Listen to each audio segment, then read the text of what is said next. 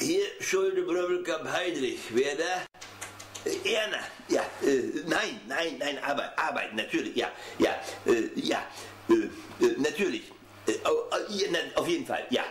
Erna, ich habe da was ganz Tolles gefunden bei Ratmos in der Wohnwelt, ja. Und wo ich schon mal da war, nicht? Ich habe auch nach einer Küche geguckt, ja, für dich, ja. Küche für dich hier.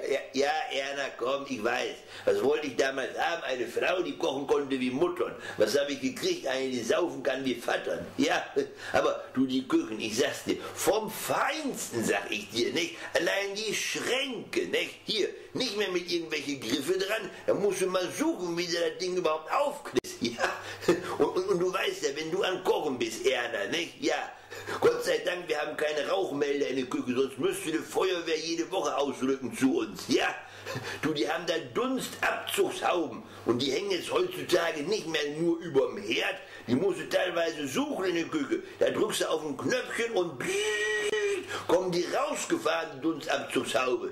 Du ehrlich, ich muss jetzt aber auch noch was tun, ne? Und außerdem habe ich hier einen ganz schlechten Empfang, ne? Ja, lass uns das später besprechen. Ich wünsche dir was, ne? Ja, tschüss, tschüss.